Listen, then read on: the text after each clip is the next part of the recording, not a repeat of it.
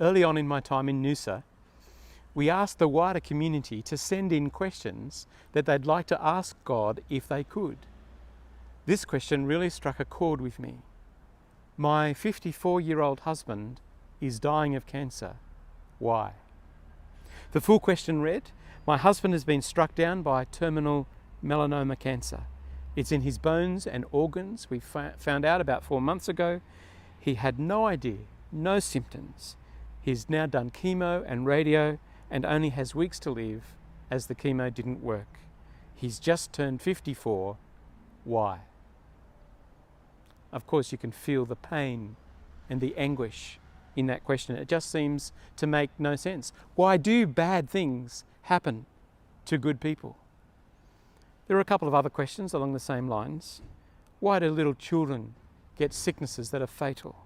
Why is there motor neurone disease? Why do babies and children have to suffer abuse?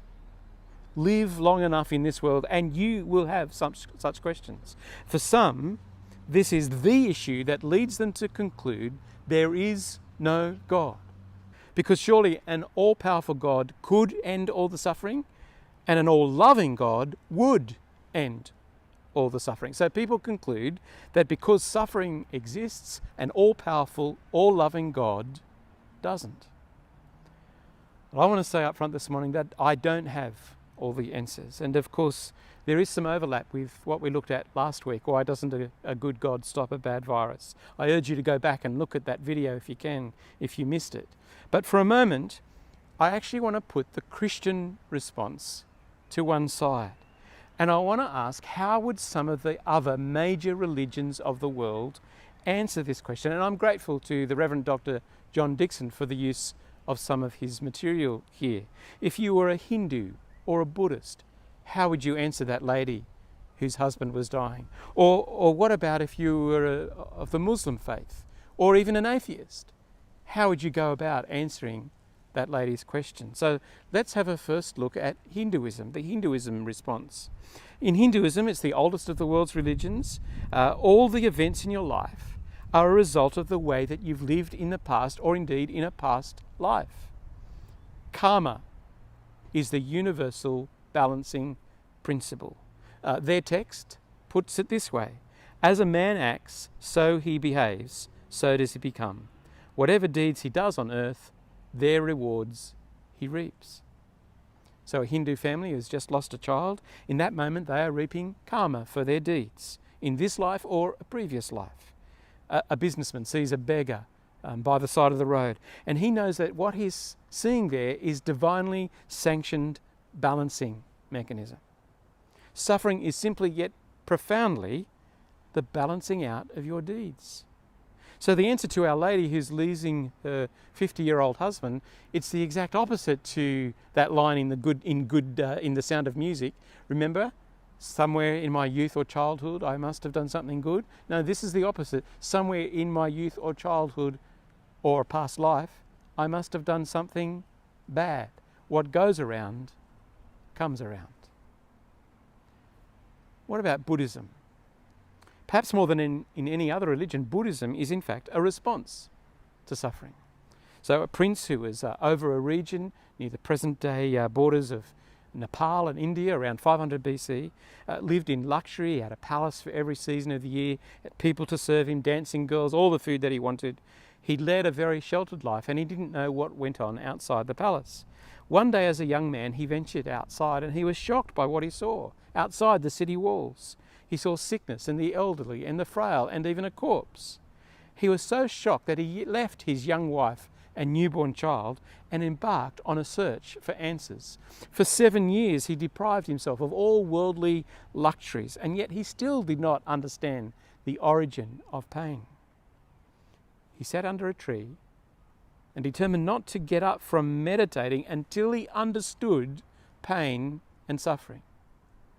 Eventually, he had his enlightenment. All suffering, he saw, is the result of the attachments that you have to things of this world: clothes, food, relationships. All suffering is the result of those attachments. So the pain a child feels at the loss of his father is not caused by the event itself, but it's caused by the child's attachment to the Father. A beggar's suffering is caused by his attachment to the desire for a better life.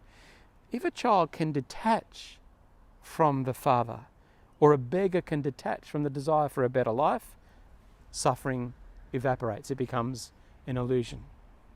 Now the logic is impeccable. But is it possible to live this way?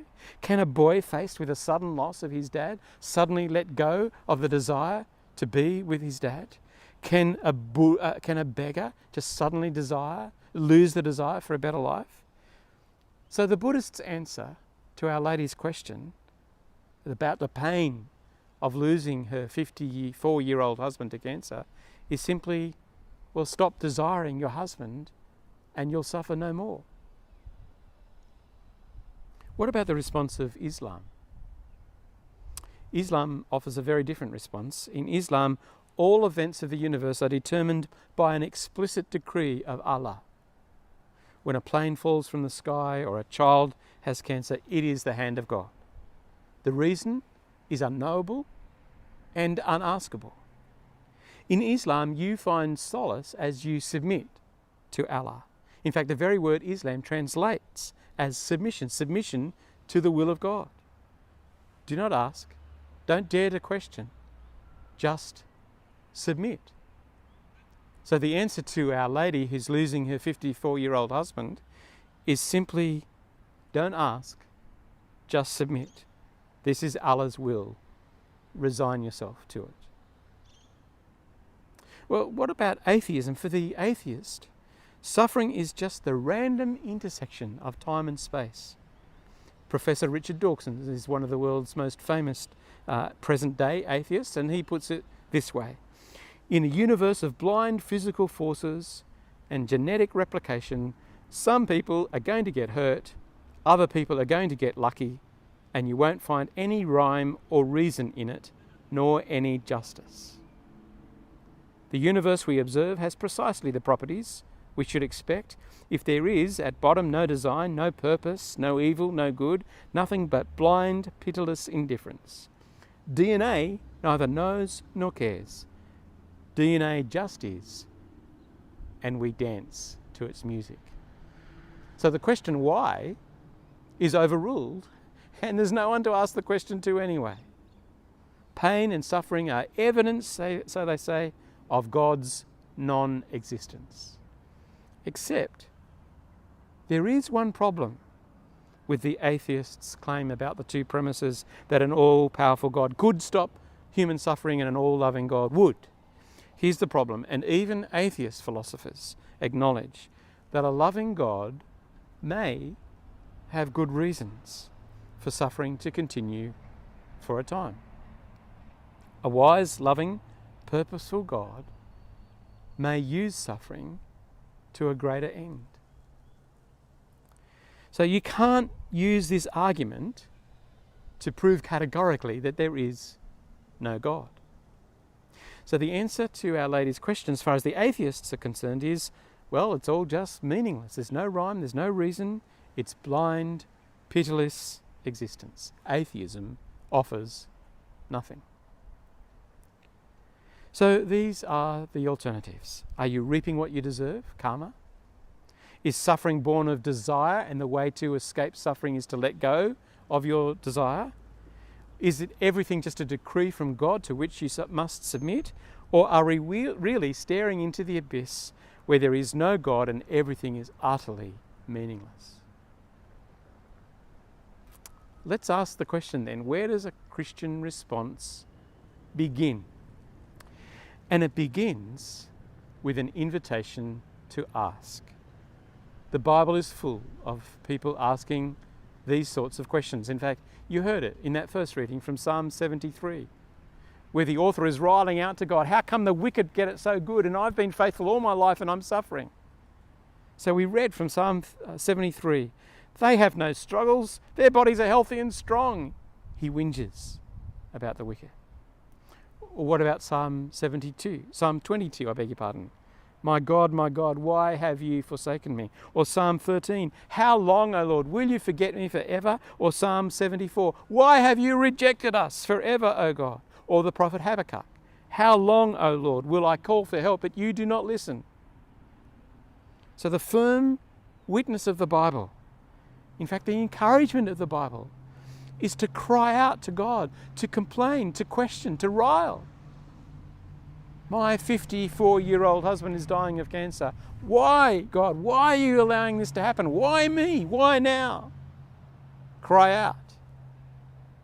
In Islam, that is blasphemy. In Christianity, it's invited. Second, the Christian response continues with an understanding that God has suffered too. That's a huge claim, isn't it? But if Jesus is God turned up on earth, then we know that he has suffered too. He wept with the family of his friend Lazarus, who had died. He wept because of the people of the city of Jerusalem who did not believe. In his arrest and trial, he was beaten and mocked and flogged. And when he had faced the cruelest execution known to man, he took the words of Psalm 22 on his heart and cried out, "My God, why have you forsaken me?" One of the earliest letters preserved for us from the first century says that we have someone in Jesus who is able to sympathize with us in every way. God has known firsthand human sorrow and sadness and loss and death. And then the Bible presents us with an understanding that God is with us in our suffering. In Psalm 23, the Lord's my shepherd, we read, "Even though I walk through the valley of the shadow of death, I will fear no evil, for your rod and your staff, they comfort me." Or Psalm 16, "Because he is at my right hand, I will not be shaken." Or the early church leader Paul in another letter preserved for us. In fact, we read it in our second reading. "Praise be to the God and Father of our Lord Jesus Christ, the Father of compassion, the God of all comfort, who comforts us in all our troubles." So the God who welcomes our questions, the God who himself has known suffering, this is the same God who promises to be alongside us in our troubles, as close to us as our right hand, to comfort us and strengthen us. And finally, the Christian response begins with an understanding that this world is not all that it once was and not all that it will one day be. This is what we explored last week, that this world is a sad, twisted distortion of what it once was. And we saw that the Bible makes it clear that it's not what it will be in the future, that Jesus in his death and resurrection has won victory over death and evil, and that one day all sickness and all suffering will be gone and everything will be perfect once more. God has acted to end all the suffering, even though we wrestle still with the impact of it right here and now. But let's finish by returning to our question. Why do bad things happen to good people? Why? Let me say what I can't tell you and what I can. I can't tell you why a particular sadness has come into your life at a particular time, nor can I tell you why it has happened to you and not to somebody else. But I can tell you this, that unlike the Hindu faith, it's not karma. It's not because you've deserved this, because of something you've done in your past or in a previous life.